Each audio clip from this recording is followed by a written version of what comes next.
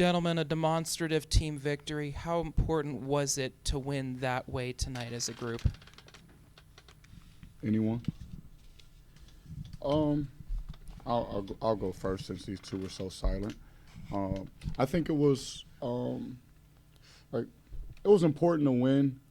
Were we looking to win by that margin of victory? I don't think that was ever the idea, but I think how we performed is what we wanted, right? That's what we seeked out to play an aggressive, disciplined game defensively to really see if we had made some improvements, right? I thought even in our last game out on the West Coast, I thought we took a jump, and then we go into practice, right?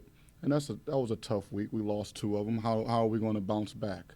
Do they really believe in the defensive side of the ball, and can we step it up to another level? And I thought we did tonight with our level of discipline. I thought our help side and our rotations were really, really solid. I thought we guarded the ball one-on-one well, and not only did we do it in spurts, which I think we've done throughout the season so far, we did it for 40 minutes of basketball. So the results were the results, and I'm happy with those, but I'm more excited about the progression, the steps we took to get to that. Either one of you guys, players, does it feel like you're playing different defense when something like this happens? You've played enough games up until now, and the knock has been the defense hasn't been there. What's it feel like playing defense like this, and does it ring a bell to you that you weren't playing defense? Yeah, I think we just have to take more pride in playing defense. We're really good on offense, and sometimes we think we can just outscore teams, but we have to defend, and we've been giving up 80 a game to other teams, so it feels good to hold a team under 60. Yeah, I was thinking the same thing. I think we just took more pride and paid more attention to the scout, and we also helped the helper out when we're just helping our teammates. Jimmie, when's the last time you felt it like that, seeing 10 just go right through the bottom right in succession, and just what was it like seeing that green light like that? I don't. Who gave you a green light? What is he talking about? Coach gave me the green light. No, I'm playing. I haven't shot 10 for 10 to start off a game in a little minute, so it's been a while for sure, but it felt pretty good. For three of you, I know the holiday time can be tricky when it comes to teams sort of quote-unquote sleepwalking opponents. Did the time in the Nevada game sort of prevent you guys from overlooking Canisius and potentially looking ahead to league play? We just – it wasn't anything that we even brought up. And I know what you're talking about, right? I've seen it happen before. I've probably been a part of it as a coach and a player where it's like, man, there's Christmas right there, there's league play, whatever the case may be. It was never even addressed. I thought we just had a healthy, good week of practice. That's what we talked about more than anything, of what we can accomplish this week in practice. We had a whole 7 or 8 days where we can really shore up some things. So we just had a different approach, right? I guess I didn't address the elephant in the room, right, of maybe we might sleepwalk through a game trying to get to the next game or trying to get to the holidays. We were purposeful with our practice and our mindset, and I'm glad to see that it carried over into how we played tonight. An absence of John Hughley, Lazar Milcelli had probably his most minutes of the season, led the team in rebounds and also had assists and steals. What did you guys see from him on the court? And what have you also seen from him just from the start of practice that have allowed him to get these minutes as a freshman? Yeah. Lazar continues to practice well, right? He was a freshman that got to us a little bit late. He missed a large chunk of the summer. But steadily, day by day, he just continued to get better. Now, sometimes you can be a good player and you're sitting behind talent and guys who are getting it done. And honestly, he just stayed patient and waited for his opportunity. And not only did he just wait, right? I think what's special about him is he showed up every day trying to get better, trying to practice. That's why he has these results, right? If you don't show up every day for practice and go at it and play hard, then you don't allow yourself the opportunity to go out and be successful. So he's given himself a chance to go out and play well, and he just continues to improve. I think he's starting to gain more confidence, right? And he's starting to feel more comfortable on the court, which is a great thing for us because he's a good basketball player, and he can show us even more than this.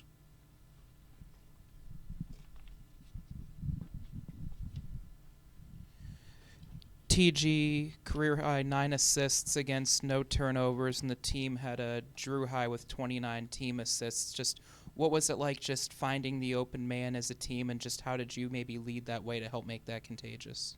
Yeah, I mean, it feels good to move. When we move the ball, we play so much better when we get in the paint.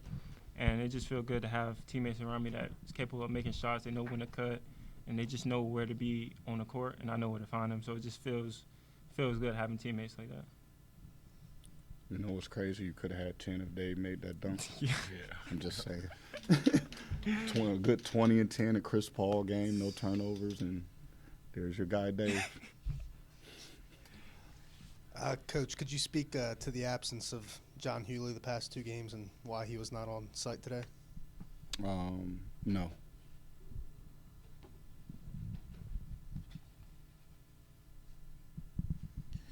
Couple positive nuggets. Ethan with his first collegiate points, and Fred's dad got the opportunity to come and give the ultimate Christmas present, the national anthem. Just how special were those 2 moments for you? So I seen Freddie's dad before the game. I let him come to our shoot around and just hang out and watch his son. And I told him, I said, we're going to be in for a treat tonight, man. I can't wait to hear you take the roof off of Cooper Fieldhouse and sing. And for him, man, just what a bold move, right? To learn the national anthem, right? To be fresh off the plane from Denmark and come here and perform, right? And not only perform in front of your teams, in front of your son's team, but our guys were super excited for him and Freddie. And then, man, you can't be more excited for Anish. And the funny thing is, I heard one of the coaches say, "Pull the ball out," and I was like, "No, Anish, go to work." And he embodies the culture and the spirit of this team at a very, very high level, right? He's a great teammate. He's almost an assistant coach, right? He knows all the strategic things we want to do. If I needed him to break down analytics, he could do that too. So he pours so much energy and effort and time into this team, and to see him to be able to find his first career points tonight, man, I'm glad I got to witness it. Drew, we talked in the beginning about Alex's growth and just ability to find the court and make minutes count. Now it's not just about making them count. Now it's clear that there's a rotation that he's found his way in through the work. Just how privileged are you to watch the journey that he's been able to have from get on the court to making shots to a career high in a Duquesne uniform at least? Yeah, for Alex Williams, it was very frustrating for him early, right? It was very frustrating, and the challenge was, I said, Alex, I don't know how everything is going to play out, but you have to have patience, right? I understand you're a senior and you think every moment is passing you by, but if you're supposed to play, then a lot of times it will happen and things will start to show. I've always thought he was a good player. That's why we brought him here. That's why we wanted him here. And now he's starting to showcase what he can do.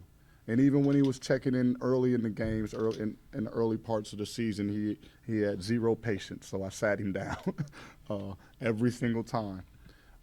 And slowly he's starting to build. And I think it's the trust, right? He's starting to really trust the situation around him.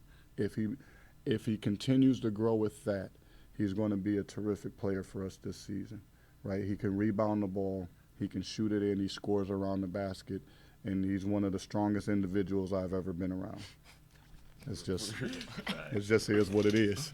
And it makes him very challenging and difficult to deal with on both ends of the floor, offense and defense. But he has to just continue to trust everything in front of him. And when he does that, he has a lot of success, and he's continuing to build on it.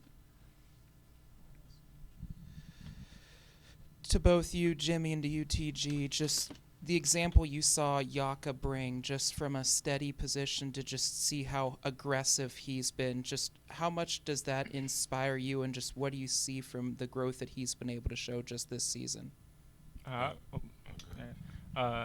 In practice, I always tell Yaka, shoot the ball, early on, and he wouldn't shoot it. But as we got further in the season and practicing, he's becoming to shoot the ball. He shoot the ball more, and I mean he's a good shooter. So I don't understand why he wouldn't. And sometimes, like in early season, he didn't realize he's 6'10". Like when you go down there, you 6'10", just like they're 6'10". Like, and he went down there. Now he's finishing through contact and just being more aggressive as the season goes on. Yeah, if you're around Yak, he's an everyday guy.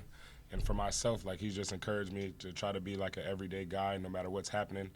Just do the work, and he does his job all the time. No matter what's going on, Yak always does his job, so he's just a great teammate to have around. Anything else for these guys? Appreciate it. Appreciate it. Happy holidays.